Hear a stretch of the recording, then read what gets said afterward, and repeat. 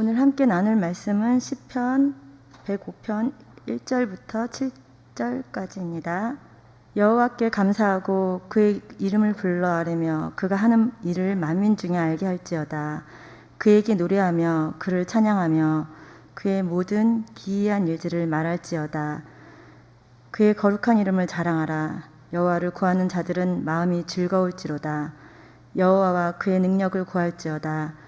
그의 얼굴을 항상 구할지어다. 그의 종 아브라함의 후손 곧 택하신 야곱의 자손 너희는 그가 행하신 기적과 그의 이적과 그의 입이 판단을 기억할지어다. 그는 여호와 우리 하나님이시라. 그의 판단이 온 땅에 있도다. 아멘. 코로나19 바이러스가 좀처럼 수그러들지 않고 있습니다. 오히려 더 퍼져나가고 점점 심각해지는 그런 상황인 것 같습니다. 방역 당국은 물론이고 많은 국민들이 두려워하고 걱정하고 있고 근심하고 있는 이때에 참 안타까운 것은 재확산이 되고 점점 나빠진 이 상황이 그 진원지가 교회로 지목되고 있는 것에 큰 아픔을 느낍니다. 사실 이 교회만큼 철저하게 방역을 잘 지키고 또 열심을 다해서 방역 수칙을 지켜가며 대비하고 있는 곳이 사실 많이 없거든요. 그런데 일부 교회에서 감염이 되고 또 이렇게 퍼져나가는 그런 이유 때문에 마치 교회가 이 재확산되는 것의 진원지고 이 이유인 것처럼 이렇게 말하는 그런 모습들, 또 그것을 계기로 교회를 더 비난하고 손가락질하고 욕하는 이런 상황을 보면서 개인적으로 화도 많이 나기도 했고요. 또 안타깝기도 하고 또 마음이 굉장히 아팠습니다. 그러면서 말씀을 묵상하게 되고 하나님께서 왜 여전히 이 어려움들을 우리들에게 주시는 것일까 기도하게 되고 또 이제 묵상을 해보게 되었습니다. 사실 좀 억울한 면도 없지 않아 있긴 하지만 그러나 계속 발표되는 것들을 보면은 교회에서 몇 명이 감염되고 모임에서 얼마나 많은 사람들이 이제 확진을 받고 이런 매스컴들 계속 보면서 그 비판이 과하든 과하지 않든 어쨌든 간에 교회를 통해 감염은 계속 일어나고 있는 것이고 또 확진자들이 계속 발생하고 있는 것이 사실이고 또 우리 교회는 또 이런 방역 당국에 협조하면서 이 시대에 속한 교회가 이제 이 시대를 또 이끌어 나가는 그런 의무와 역할도 있지 않나라는 생각도 해보게 됩니다. 그러면서 이제 기도해 보니까요, 하나님께서 왜 이 어려움과 이 고난이 끊이지 않고 계속해서 일어나는 것일까? 그렇게 많은 교인들이, 많은 그리스도인들이 하나님 앞에 무릎 꿇고 기도하고 있고 그렇게 소망하고 열망하고 있는데 왜 하나님은 우리의 기도에 이렇게 응답하지 않는 것일까?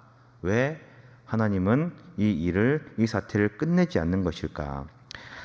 그런 왜 더 어렵게 만드는 것일까? 참 많은 생각을 해보게 되었습니다. 그렇게 기도하고 고민하면서 이제 제가 묵상하면서 깨달은 말씀이 오늘 함께 나눌 이 말씀입니다. 시편 105편의 말씀입니다. 공교롭게도 제가 이제 설교를 준비를 할 때에 그 성서 1과, 그러니까 교회력에 맞추어진 성서 1과의 말씀을 가지고 준비를 하는데 오늘 이 오순절 13번째 주일인 바로 오늘 성서 1과의 말씀이 오늘 제가 묵상하면서 함께 나누려고 하는 말씀과 일치가 되더라고요. 그러면서 하나님께서 이 모든 것들을 또 미리 예비하시고 또 준비하셨구나라고 하는 것을 새삼 깨닫는 그런 귀한 은혜의 시간이었습니다. 여러분, 하나님은 이 세상을 만드시고 창조하신 창조주이십니다. 모든 만물들을 운영하시는 이 세상의 주관자십니다. 즉 이 세상의 모든 일들이요, 하나님의 뜻, 하나님의 그 주권, 하나님의 인도하심을 벗어날 수는 없다라는 그 말이죠. 그건 누구나 잘 알고 있는 그런 사실입니다. 그리고 이것을 우리는 믿습니다. 또 믿어야 됩니다. 마찬가지로 지금 우리가 겪고 있는 이 어려움들과 힘든 일들, 이 모든 일들이요, 마찬가지로 하나님께서 주관하시는 것이고 하나님의 섭리가 있고 하나님의 뜻이 있다라는 것, 이것도 우리가 분명히 알아야 된다는 것이죠. 비록 하나님의 그 뜻이 무엇이냐 물어본다면 대답할 수 없죠. 어떻게 우리가 잘 알 수 있겠습니까? 많은 사람들이 힘들어하고 고통받고 많은 사람들이 죽어나가는 이런 상황 가운데 이런 어려움과 시련과 아픔을 주시는 정확한 이유는 우리가 모르지만 그러나 그럼에도 불구하고 우리가 믿고 따르고 이해해야 될 것은 무엇이냐? 하나님께서 이 모든 것들을 주관하고 계시고 또 인도해 나가신다라는 그 사실입니다. 그리고 그 하나님을 의지하고 또 그 능력을 경배하고 찬양해야 하는 것이 바로 우리가 해야 될 일이다라는 것입니다. 사실 참 어렵죠. 참 어렵습니다. 코로나19 때문에 정말 많은 사람들이 큰 어려움을 겪고 있습니다. 이제 오늘부터 사회적 거리두기 2.5단계가 이제 시작됐잖아요. 10명 이상 모이지 못하게 되고, 또 카페라든지 식당이라든지 큰 어떤 대형 프랜차이즈 같은 어떤 이 식당들은 밤 9시부터 새벽 5시까지 영업을 못하게 되고, 배달만 하게 되고, 많은 자영업자들이 문을 닫게 되고, 많은 어떤 어려움들을 겪고 있는 것이 사실입니다. 질병을 고생하는 것은 물론이고요, 경제적으로도 많이 어렵습니다. 네. 우리나라 경제 성장률이요, 올 전반기가 마이너스 0.8%였다고 해요. 그리고 예측을 하기에 후반기에는 마이너스 1.8%가 될 것이다라고 그렇게 예측을 한다고 합니다. 이 경제 성장률이 뭐냐면은, 저도 정확하게 잘 모르지만 작년보다 올해 우리나라의 경제가 얼마큼 성장했느냐라는 거를 말하는 거거든요. 그러니까 물건을 얼마큼 생산을 많이 했느냐, 생산성, 생산률, 지출하는 그 소비 지출, 그 다음에 수출, 이런 모든 것들을 종합해가지고 작년 대비 올해는 얼만큼 더 상승했다라는 것을 내주는 게 이게 경제 성장률인데, 작년보다 마이너스 0.8%, 또 후반기 때는 1.8%가 이제 마이너스다라고 이야기를 하는 것은 작년보다 더 경기가 좋지 않았다는 얘기거든요. 이 물건을 사지 못하니까 만들 필요가 없는 거예요. 그러니까 이 생산성이 또 줄어들게 되고요. 이 돈이 없으니까, 가게에 돈이 없으니까 물건을 사지 않게 되니까 지출이 줄어들게 되고요. 수출이 줄어들게 되고, 경제가 점점점 바닥으로 치는 거예요. 내려가는 겁니다. 점점점 어려워지니까 이제 나라에서 이제 어쩔 수 없이 하다못해 재난지원금 다 받으셨잖아요. 소비를 좀 하라라는 거예요. 돈이 있으니까 소비를 하면은 물건도 생산하게 되고, 그러면 생산도 높아지게 되고, 지출 이 소비도 높아지면서 경제가 활성화될 거다. 그래서 조금 더 활성화 좋아졌다고 합니다. 이 7, 8월 그 2달 동안에는. 근데 다시 이것이 사라지고 하니까 또 경제가 또 바닥으로 내려가게 되고. 그러니까 이게 경제가 마이너스 0.1% 정도가 떨어지면 떨어질수록 자영업자들이 10,000명 가까이가 이제 문을 닫는 그런 현상이 일어난다고 합니다. 그러니까 참 어려운 시기다라는 거죠. 소비가 위축되고, 가정의 어떤 이 주머니는 점점 줄어들게 되고 힘들어지는 그런 상황입니다. 네. 그것뿐만 아니죠. 엎친격으로 우리나라 수해도 7월 한 달 내내 거의 비 오고, 많은 사람들이 수해도 입고 고난을 당하고, 또 이 의료계에서는 또 총파업을 또 한다고 또 그렇게 이야기를 하고 있고, 코로나19로 어려운 시기에 또 수해도 당하기도 하고, 또 이념 문제 때문에 어떤 이 계파 간의 갈등도 일어나게 되고, 우리나라가 분리되고 있고 분열되고 있고 힘을 합쳐도 모자랄 판에 점점 힘들어지고 어려워진 이 시대를 살아가고 있는 것이 바로 우리의 현실이다라는 거예요. 예. 아니, 이렇게 어려운 시기와 힘든 이 시기에 하나님의 뜻이야, 하나님의 분명히 계획이 있어라고 여러분들이 사람들에게 이야기를 한다면 그분들이요 받아들일 수 있을까요? 잘 한번 생각을 해보세요. 저 세상의 사람들, 믿지 않는 사람들에게 이 고난과 이 어려움, 이 코로나19가 있게 된 이유, 우리나라가 이념 분쟁이 일어나는 이유, 총파업을 하는 이유, 수재거를 겪은 이유, 하나님의 뜻이야, 이유가 다 있어, 하나님께서 다 섭리하시는 거야 라고 이야기를 한다면 그게 설득력이 있겠느냐라는 말입니다.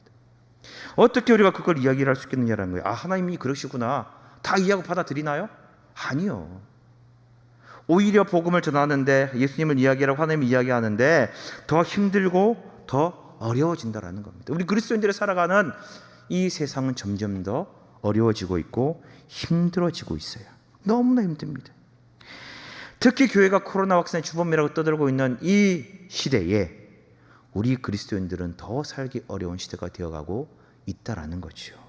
그런데 그렇지만 말씀드렸다시피 변하지 않는 사실은 하나님이 이 모든 것들을 주관하고 계시더라는 거예요. 왜 이유는 알 수 없지만, 그렇지만 하나님이 계획하고 계시고 인도하고 계시다라는 사실입니다. 정말 참 진짜 이해할 수 없지만, 그러나 이게 하나님의 뜻이고 하나님의 계획이라는 거예요. 그러면 하나님이 주관하시고 하나님이 인도하신다면 우리가 할 수 있는 게 뭐냐라는 겁니다. 우리가 세상을 분석하고 이런 현상이 일어날 거고 앞으로 이런 일들이 일어날 것이다. 물론 그런 분석과 해석과 대비도 물론 중요하지만, 정말 중요한 것은 뭐냐? 이 세상을 주관하고 인도하시고 계획하고 운영하시는 그 하나님 앞에 우리가 해야 될 일들이 있다라는 거예요. 그 근본적인 일을 우리가 하지 않으면 이 어려움을 이겨낼 수 없다라는 겁니다. 그러면 우리가 이제 하나님 앞에 어떻게 해야 되느냐? 지금 이 어려운 시대에 우리가 해야 될 일은 과연 무엇이냐라는 거예요. 바로 이 말씀. 제가 오늘 깨달은 말씀이 바로 오늘 이 말씀에 나와 있습니다. 보면은 시편 105편 1절부터 7절까지 그리고 8절부터 45절까지 두 부분으로 나눠지게 되는데 이 시편 105편은요. 누가 지었는지도 모르고요. 언제 지었는지도 명확하지가 않습니다. 그런데 분명한 것은 고난을 겪고 있는 이스라엘 백성들을 향한 시편 기자의 노래요 명령이 들어있다라는 거죠. 1절부터 7절까지 쭉 보면은요. 이 시편 기자는 총 10가지의 명령을 우리들에게 합니다. 10가지 명령을 이야기를 하는데 우리가 한글로 이제 번역해가지고 보시면 뭐 하나님께 감사해라, 하나님을 찬양해라, 뭐해라, 뭐하고 이렇게 다 되어 있는데 원래는 하나하나가 다 각각의 명령이에요. 하나님을 노래하라, 하나님을 찬양하라, 하나님을 구하라. 10계명, 1계명은 무엇이고 2계명은 무엇이고 라고 나와 있는 것처럼 그런 형식으로 구성되어 있는 게 시편 105편입니다. 총 10가지가 나오는데요. 1절부터 제가 한번 보도록 하겠습니다. 말씀을 좀 띄워주시면 좋겠어요. 자, 1절에 보니까 첫 번째 명령이 나와요. 1절에 여호와께 감사하라라는 명령이 나와요. 첫 번째 명령이고 두 번째는 그의 이름을 불러 아뢰라는 것이 두 번째 명령이고 세 번째 명령은 만민 중에 알게 하라라고 하는 것이 세 번째 명령이에요. 2절에 보면 네 번째 명령이 나옵니다. 2절에 그에게 노래하라라는 명령이 네 번째고 다섯 번째는 그를 찬양하라라는 것이고 여섯 번째는 그의 모두한 귀한 일들을 말할지어다 말하라라고 하는 명령입니다. 그리고 3절에 뭐라고 얘기를 하느냐? 그의 이름을 자랑하라라고 이야기를 하고 있어요. 그리고 이제 여덟 번째로 넘어가서 4절입니다. 4절에 보면 그의 능력을 구하라. 여호와와 그의 능력을 구하고 그 다음에 또 명령 여덟 번째는 그의 얼굴을 항상 구하라. 그 다음에 5절과 6절 같이 되어 있죠. 뭐라고 이야기를 하느냐? 그의 종 아브라함의 후손 곧 택하신 야곱의 자손 너희는 그가 행하신 기적과 6절에 그의 이적과 그의 입의 판단을 기억할지어다 기억하라라고 하는 10가지 명령으로 이루어져 있습니다. 이 근데 다 비슷비슷해 보이고요. 다 똑같은 말처럼 들리지만요. 제 각각의 의미가 있고요. 정말 심한 그런 깊은 뜻이 있는 것을 알 수가 있습니다. 좀 더 세밀하게 들어가면은 아주 좋은 뜻이 있습니다. 자, 제가 하나씩 간략하게 설명 좀 드릴게요. 자, 보세요. 첫 번째 명령 1절입니다. 1절 한번 보도록 하겠습니다. 1절에 여호와께 감사하고 그의 이름을 불러 아뢰며 그가 하는 일을 만민 중에 알게 할지어다. 1절에 세 가지 명령이 들어가 있어요. 여호와께 감사하라. 첫 번째, 두 번째 그의 이름을 불러 아뢰라. 세 번째 하는 일을 만민 중에 알게 하라라고 이야기를 합니다. 첫 번째 명령 여호와께 감사하라라고 하는 명령은요. 야다라는 뜻이에요. 야다. 히브리어로. 즉 두 손을 쭉 뻗고 하나님을 경배하는 것, 찬양하는 것. 내가 여호와께 두 손을 들고 듭니다. 이거는 복종의 의미거든요. 하나님 앞에 복종하고 여호와께 감사하는 그 감사를 드려라라고 하는 것이 첫 번째 명령입니다. 가장 기본적인 명령이에요. 그리고 두 번째 그의 이름을 불러 아뢰라라고 말하고 있습니다. 그의 이름을 부르라라는 그런 말이에요. 그런데 여기서 부르다라고 하는 말이 굉장히 중요해요. 이 부르다는 건 그냥 단순히 그냥 내가 누구누구야라고 호칭을 부르는 게 아니라 불러서 도움을 구하다라는 뜻이에요. 뭔가를 요청하다라고 하는 그런 뜻입니다. 그러면 당시 이 이스라엘 백성들 히브리 사람들에게는요 그 이름의 의미가 있습니다. 이름에 뭐 그 나름대로의 어떤 이 능력, 그 성향, 성품, 뭐 이런 특징들 이런 것들이 그 이름에 다 포함이 되어 있었어요. 우리가 잘 아는 야곱의 이름은 뭐죠? 속이는 자, 발 뒤꿈치를 잡는 자 그런 뜻이잖아요. 다윗의 삶이 야곱의 삶이 그랬기 때문에 그렇습니다. 우리가 잘 아는 이삭, 웃음이란 뜻이죠. 왜? 이삭을 놓고 너무나 기쁘니까 웃음이라고 하는 그런 의미를 부여한 거죠. 그런 것처럼 이름이라고 하는 것은요 그 사람의 특징이 들어가 있고요 그 사람의 삶이 들어가 있고 그 사람의 그 존재의 이 스토리가 거기에 담겨 있다라는 거죠. 그런데 이 시편 기자가 두 번째 명령을 뭐라고 이야기를 하느냐? 그의 이름을 불러라라고 이야기를 하고 있어요. 불러 아뢰라라고 이야기를 하고 있습니다. 그러니까 여호와 모든 것 되시는 하나님께 도움을 구하라. 하나님께 요청해라. 하나님께 은혜를 구하라 라고 하는 것이 두 번째 명령의 의미입니다. 하나님을 첫 번째 찬양하고 하나님을 높이고 두 번째 여호와께 전지전능하신 분께 도움을 구하라 라고 이야기를 하고 있어요. 이어서 세 번째가 나옵니다. 세 번째 뭐라고 얘기를 하느냐? 그가 하는 일을 만민 중에 알게 하라라는 그런 말이지요. 여호와께서 행하신 일들, 이루신 역사들을 모든 사람들에게 알게 하라. 모든 사람들에게 알리라라고 하는 그런 말이에요. 하나님께서 행하신 일들, 창조부터 지금 이때까지 이스라엘 백성들을 이끄시고 고난 가운데 이끄시고 인도하시는 그 모든 섭리들, 그 모든 일들을 이 모든 세상 모든 사람들에게 다 알 수 있도록 입을 열어서 선포하고 말하라라고 하는 그런 말입니다. 다시 말해 이 세상의 진짜 주관자가 누구인지, 운영하시는 분이 누구신지를 우리들의 입술을 열어서 만천하에 알리라라고 하는 그런 명령이에요. 이게 세 번째 명령입니다.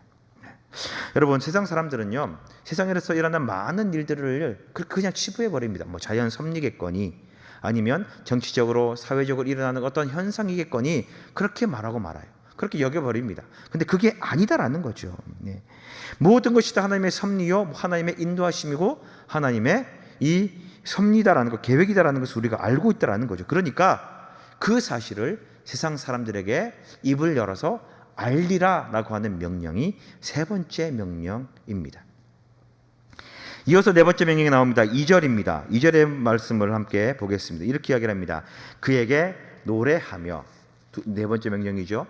노래하라라고 이야기를 하고 있습니다. 그리고 다섯 번째 그를 찬양하며라고 되어 있죠. 똑같은 그런 명령인 것 같은데 다릅니다. 다른 명령이에요. 자, 네 번째 명령 그에게 노래하며라고 하는 것은요, 이 쉬르라고 하는 그런 히브리 단어인데 이거는요 흥얼흥얼 거리는 거예요. 내가 그냥 뭐 설거지를 할 때에, 운전을 할 때에 노래를 흥얼흥얼 거리잖아요. 그런 모습을 쉬르라고, 노래한다라고 그렇게 표현을 해요. 그러니까 그에게 노래하며라고 하는 것은 그냥 평소에 자연스러울 때에 그냥 편한 자리에서 수시로 언제든지 간에 하나님을 읊조리고 흥얼거리면서 주님을 찬양하는 일상적인 우리의 삶의 태도를 이야기를 하는 겁니다. 그에게 언제든지 어느 순간이든지 간에 항상 하나님을 노래하라라고 하고 하는 명령이고, 다섯 번째 명령인 그를 찬양하라라고 하는 명령은 다릅니다. 전혀 다른 거예요. 이거는 이 자마르라고 하는 단어인데 이 단어는 대열을 갖추는 거예요. 우리가 뭐 찬양대를 하고 오케스트라 하는 것처럼 시간을 정하고 날짜를 정하고 이 대열을 정하고 이 인원을 구성을 하여 가지고 아주 웅장하고 가장 아름다운 모습으로 잘 준비된 그런 찬양을 올려드리는 거예요. 약속된 찬양을 올려드리는 것입니다. 정성스럽게 찬양을 드리라라는 거죠. 그러니까 평소에도 예배하고 평소에도 찬양하고 항상 우리가 삶 가운데 주님을 예배하고 찬양하는 모습과 함께 또 때가 되면 정말 열과 성의를 다하여 주님을 노래하고 찬양하라라고 하는 그런 명령입니다. 이게 네 번째, 다섯 번째 명령이에요. 이어서 여섯 번째 명령이 나옵니다. 그의 모든 기이한 일들을 말할지어다. 모든 기이한 일들을 말하라라는 겁니다. 네. 이 말을 다시 해석하면요, 그의 모든 기사, 모든 행하신 기적들, 이것을 이제 이 설명하라라고 하는 그런 뜻이에요. 입을 열어서 내가 설명하는 거예요. 하나님께서 왜 이런 섭리를 베푸셨고 이런 일들을 쭉 베푸셨다. 세상에서 일어나는 많은 기적들과 기이한 일들을 사람의 머리로 이해할 수 없는 그런 많은 일들을, 이것이 왜 일어났고 어떤 의미가 있는지 설명하라. 이게 명령이 바로 여섯 번째 명령입니다. 그리고 이어서 일곱 번째 명령을 이야기를 합니다. 3절 말씀입니다. 그의 거룩한 이름을 자랑하라라고 하는, 자랑하라라고 하는 명령을 하십니다. 여러분, 우리가 하나님을 찬양합니다라고 할 때 자주 쓰는 그 표현이 뭐죠? 제가 처음에도 이제 설교할 때에 처음에 뭐라고 인사했습니까? 처음에 할렐루야 그랬잖아요. 이 자랑하다라고 하는 그 히브리어가 할랄입니다. 할랄. 하나님을 찬양하다, 경배하다. 예. 자랑하다라고 하는 이 말이 할랄이에요. 즉 여호와를 자랑한다라고 하는 것은 하나님 나에게 은혜를 베푸신 것들을 널리 알리는 것이고 찬양하는 것이고 하나님께 영광을 돌리는 그런 말입니다. 그런데 그 대상이요, 앞의 명령이 좀 다릅니다. 앞에는 여호와 자체, 하나님 자체에 찬양하고 경배하고 그런 거라면 지금 말하고 있는 이 일곱 번째 명령은 그의 거룩한 이름을 자랑하라라고 얘기를 하고 있어요. 옛날 성경에는 성소를 찬양하라라고 되어 있습니다. 다시 말하면 거룩함을 찬양하라.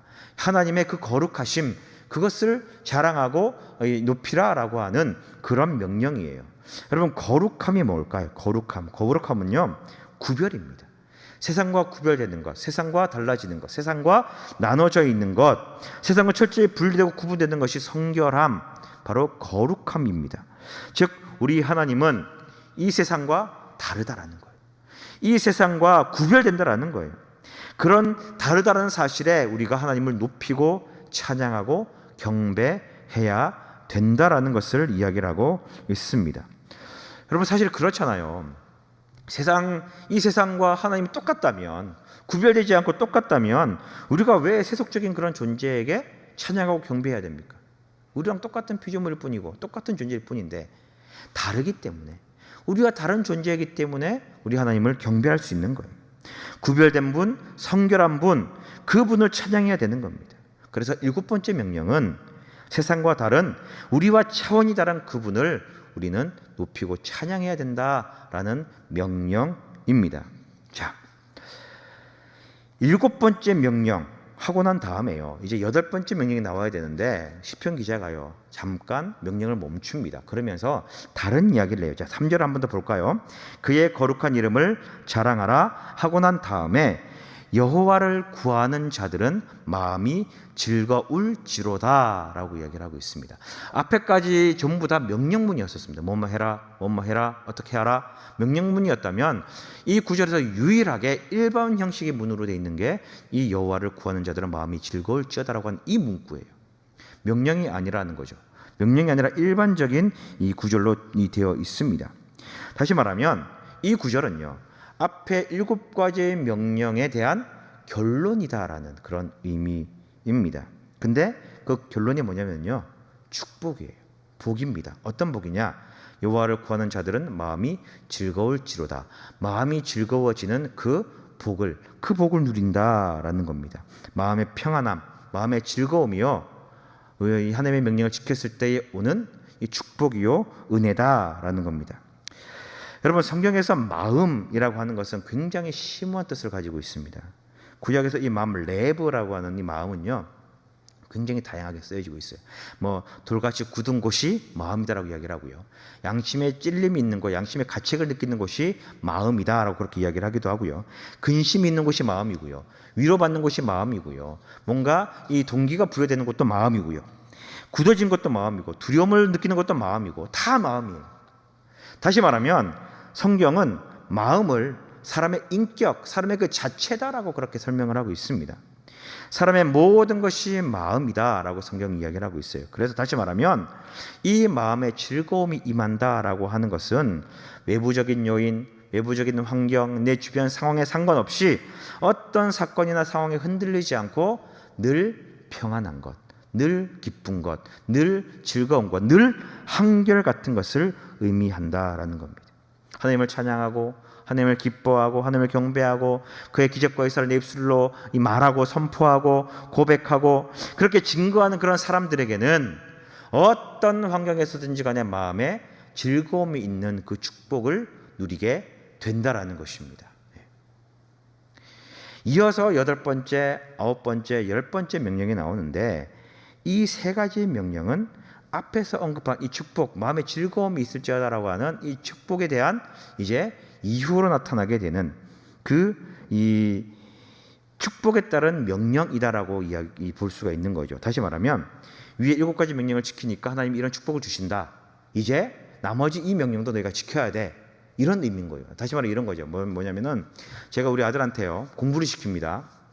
어떻게 공부를 시키냐면은, 자, 하율아, 오늘 매일매일 국어 문제집 1장, 수학 문제집 2장, 영어 문제집 3장을 풀어야 돼 라고 숙제를 내줘요. 근데 우리 아들이 열심을 다해서 이 명령을 잘 수행했습니다.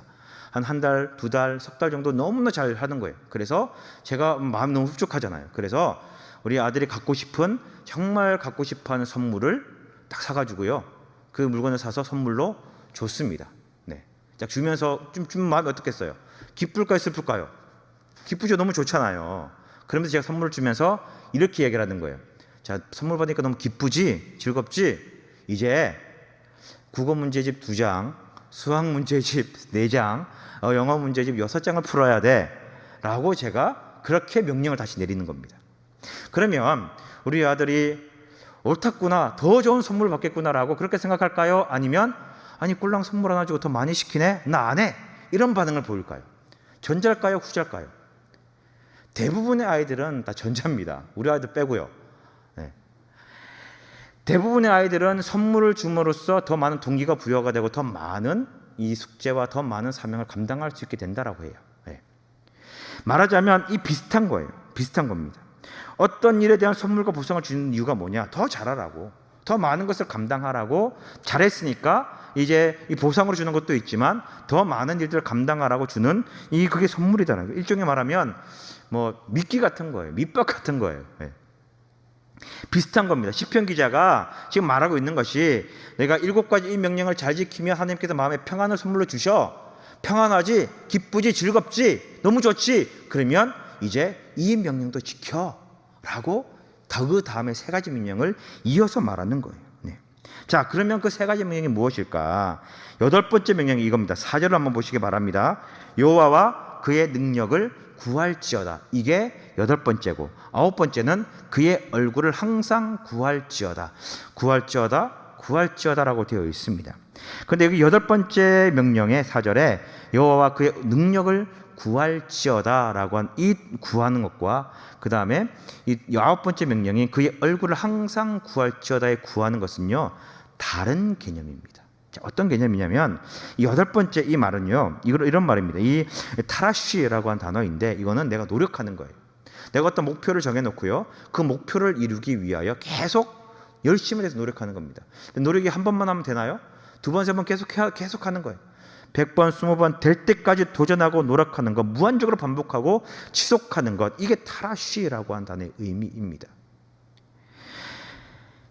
그 목표를 이루기 위하여 끝까지 달성될 때까지 계속해서 다른 박치신 것, 나의 노력과 나의 행위와 나의 열심을 다하여서 어떤 목표를 이루는 것이 타라쉬, 구하는 거예요.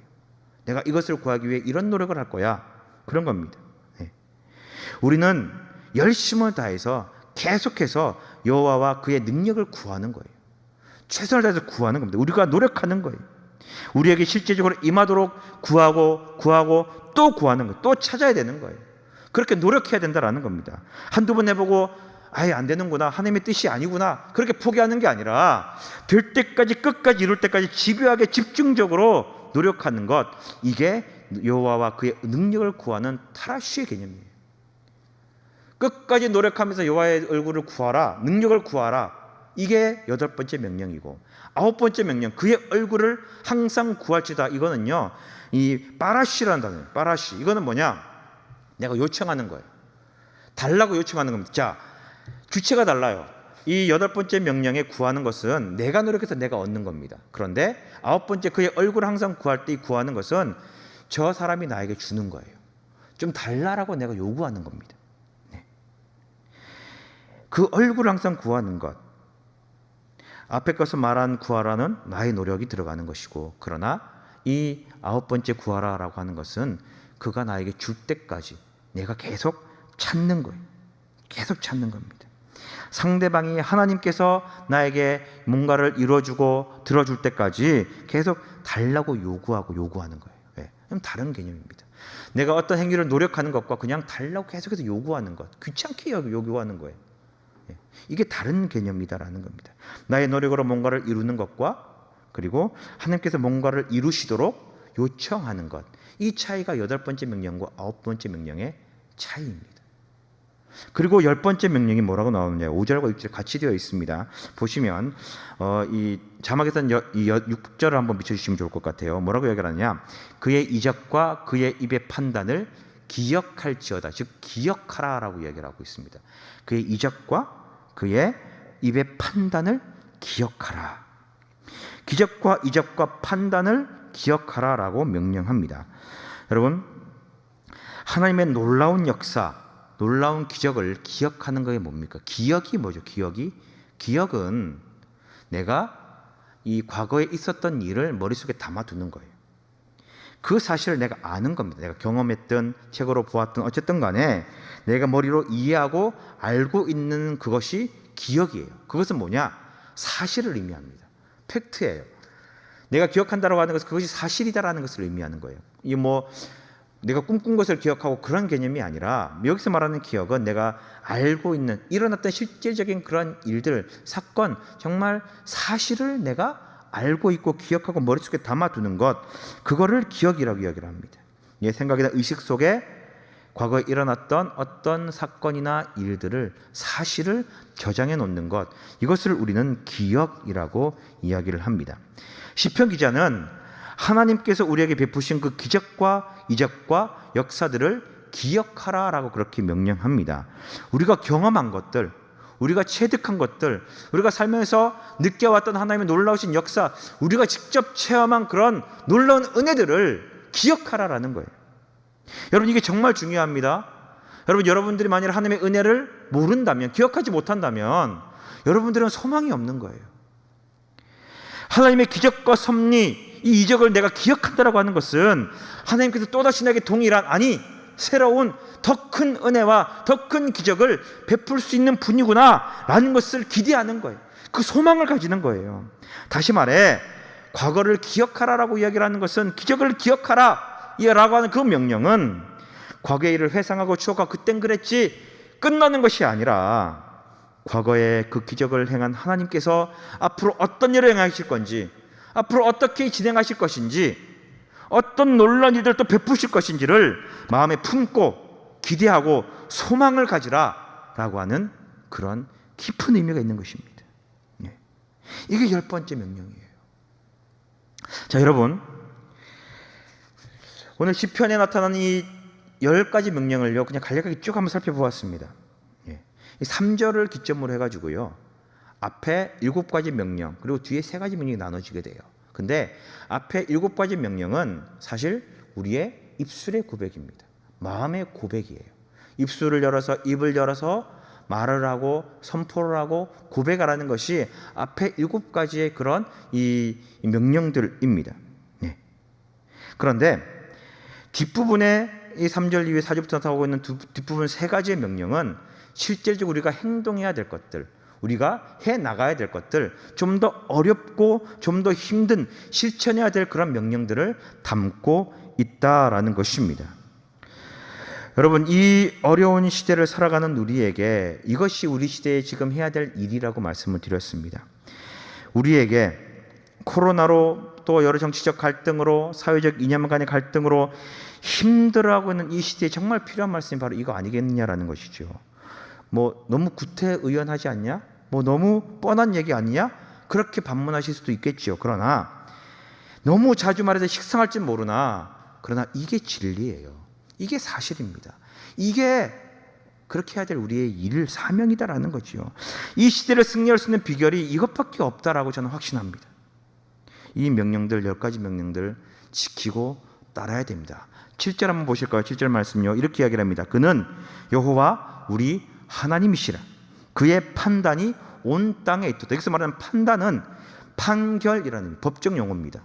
그의 판결이 온 땅에 있다. 그의 판결이 무슨 이스라엘 백성들에게만 있는 게 아니고, 우리 유대인들에게만 있는 것이 아니라, 다윗의 백성들에게만 있는 것이 아니라 온 땅에 있다라고 이야기를 하고 있어요. 온 땅에, 즉 모든 이 세상 가운데 일어나는 모든 사건과 모든 일들과 모든 현상들은 바로 하나님의 결정이요, 판결이요, 판단이다라고 말하고 있는 거예요. 결국 우리가 처해 있는 모든 상황도 하나님의 판단과 하나님의 결정이라고 확정짓고 있습니다. 여러분이 시편 기록의 연대가, 105편의 기록의 연대가 정확하지 않다라고 말씀을 드렸습니다. 2가지 설이 있는데요. 첫 번째는 다윗이 왕권이 안정되었을 때 다윗은 시다라고 이야기하는 이 학자들이 있는 반면에, 포로기 이후에 쓰여진 시다라고 그렇게 규정한 학자들이 있습니다. 그런데 대부분 다 우리가 이제 받아들이기는 포로기 이후에 이 시편이 쓰여졌다라고 우리가 이제 이해하고 판단을 합니다. 왜냐하면 105편 다음에 나는 106편이 쌍둥이 시라고 그렇게 이야기를 하는데, 그 구조나 내용이나 형식 면에서 거의 없어요. 아주 또 거의 흡사하기 때문에 이 쌍둥이 시라고 이야기를 하는데, 이 106편이 포로기 이후에 쓰여졌거든요. 그래서 105편도 우리가 포로기 이후의 시다라고 이야기를 하고 그렇게 또 이렇게 받아들입니다. 여러분, 우리가 성경을 통해서 잘 알고 있지만 포로기 이후의 시대가 어떤 시대입니까? 네. 저는요, 지금 우리가 살아가는 이 시대가요, 이스라엘 백성들이 바벨론 포로에서 돌아온 귀환하고 난 다음의 시대와 아주 동일하다고 저는 생각을 합니다. 뭐 시대의 어떤 이 분위기나 환경은 다를지 몰라도 그러나 영적인 상태라든지 그런 어떤 분위기는 정말 비슷하다라는 거죠. 말하자면 이런 거죠. 하나님께서 예언하셨습니다. 이 70년 동안 포로로 잡혀가 있는 이후에 너희가 돌아갈 것이다라는 그런 예언에 맞추어서 이제 하나님의 때가 되어서 이스라엘 백성들이요, 바벨론 포로에서 다 해방되어서 다시 고향 땅으로 돌아가게 되었습니다. 1차, 2차, 3차 교환을 통해서 돌아와 보니 이스라엘 백성들의 생각과 전혀 다른 거예요. 처음에 이스라엘 백성들이 뭐라고 생각했느냐? 야, 이제 포로기가 끝났구나, 풀려났구나, 자유다. 이제 하나님께서 우리를 그 예언한 대로 우리를 풀어주셨으니까 이제 옛 다윗의 그 영광이 되살아날 것이고, 이제 하나님께서 보내신 그 메시아로 말미암아 우리나라는 재건될 것이고, 우리가 바라는 유토피아가 이제 이루어질 것이다, 천국이 이루어질 것이다, 다윗의 그 영광이 다시 재건될 것이다 라고 하는 기대와 소망을 품고 이제 고향 땅으로 돌아왔어요. 그런데 돌아와 본 현실은요, 참담합니다. 너무나 어렵습니다. 여전히 그 땅은 황폐해져 있고요, 너무나 힘들고 척박한 땅이 되어버렸고요, 주변의 그 세력들은 이 고향으로 돌아온 이 이스라엘 백성들, 유대인들을 어떻게 잡아먹을까, 그렇게 고난과 핍박과 그 견제와 어려움을 주고 있는 그런 상황이었습니다. 끝난 줄 알았는데, 고난이 끝나고 고난이 다 마무리되었고 이제 영광의 길만 남은 줄 알았는데, 돌아와 보고 다시 환경을 보니까 또 다른 고난이 있고 또 다른 어려움이 닥치고 또 다른 위기가 격돌하라는 것입니다. 보세요, 지금 우리가 그렇잖아요. 몇 달 지나니 코로나가 잠잠해지는 것 같고 이제 거의 끝나갈 때쯤 되니까 다시 터져버리는 겁니다. 이전보다 더 많은 확진자가 발생하고요, 더 많은 어떤 어려움이 가해지게 됩니다. 처음에는 뭐 온라인 예배 병행해서 드릴 수 있었던 그런 환경이 좀 지금은 어떻게 됐어요? 예배를 못 드려요. 모여서 예배 드리지 못한 환경이 되어버립니다. 10명 이상 모이지 말라는 거예요. 예배 외에는 다른 모임을 절대 하지 못하게 만들어버립니다. 우리에게 주는 핍박이 아닙니까? 어려움이 아닐까요? 오히려 영적으로는 포로기 이후 시대보다 더 어려운 시기를 우리는 살아가고 있습니다. 큰 기대를 가졌지만 교회도 왜 그랬어요? 교회도 이제 9월달부터 어떤 행사를 하고 뭔가를 진행하고 뭔가를 많이 계획을 했지만 하나도 못하는 거예요. 여지없이 기대가 무너져 버리고 말았습니다. 반복되는 어려움에 더 큰 좌절과 실망감만 우리 가운데 넘쳐나게 되었다라는 것입니다. 그런 그때에 누군지 모르지만 이 105편을 쓴 시편 기자가 말하는 거예요. 여호와를 경배하라, 하나님을 높여라, 하나님을 찬양하라, 그의 기적을 말하고 선포해라, 그를 구해라. 이게 우리가 살아갈 수 있는 답이요 길이요 진리다. 이 명령을 내리는 거예요. 왜? 이 방법만이 그 위기를 극복할 수 있는 유일한 방법이니까요. 뭐 성벽을 재건하고 성전을 건축하고 말씀으로 회복되고 다 좋습니다. 그런데 우리가 하나님을 찾지 아니하고 하나님을 구하지 아니하고 외형만 세운다고 해서 그게 되느냐? 아니라는 거예요. 앞으로 이렇게 될 것이고 저렇게 될 것이고 우리는 이렇게 대비해야 된다, 아무리 예측을 하더라도요, 그러나 결국은 뭐냐? 모든 일을 인도하시고 주장하시고 계획하시고 이끌어 나가시는 분은 우리 하나님이다라는 겁니다. 그러니까 하나님을 찾아야 되는 거예요. 하나님을 구해야 되는 겁니다. 하나님 앞에 나가야 되고 하나님을 찬양해야 되고 하나님을 높여야 되는 거예요. 왜? 하나님이 하시니까, 하나님이 인도하시니까. 우리가 기댈 기댈 곳은 하나님밖에 없다라는 거예요. 지금 이때 우리가 할 수 있는 일이 과연 무엇이겠냐라는 거예요. 네. 우리는 얼마나 더 하나님을 찾고 있습니까? 유일하게 역사하시는 분이, 유일하게 인도하시는 분이 우리 하나님이신데, 우리가 해야 될 일은 하나님의 능력과 섭리를 구하는 것밖에 없지 않겠느냐라는 거예요. 제가 이 말씀을 준비해서 너무 죄송하더라고요. 코로나 시대이니까 목회를 이렇게 해야지, 성도님들에게 이렇게 연락해야지, 방법을 구했고 인간적인 그런 생각들만 가지고 있었지, 내가 하나님께 더 기도하지 못했구나.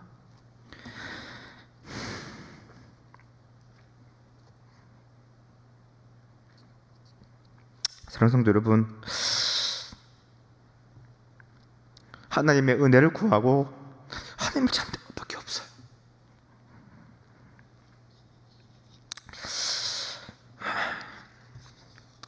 이 세상을 바라보면서 통탄해하고 안타까워하는 마음 누구나 다 가지고 있으실 것입니다. 그러나 이제 우리가 의지할 곳은 하나님밖에 없다는 것을 기억하시기 바랍니다.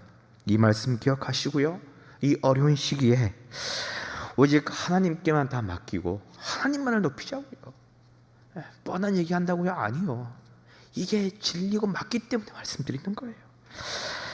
모든 것 하나님께 맡기고 하나님을 높이는 신실한 믿음의 사람들 되어서 정말 하나님의 은혜 가운데 살아가고 이 위기를 믿음으로 극복하는 우리 모두가 되시기를 주님의 이름으로 정말 간절히 부탁을 드립니다. 하나님께 영광 돌리며 살아가며 하나님께만 의지하는, 하나님만 바라보는 우리 모두가 되시기를 축원드립니다. 기도하시겠습니다.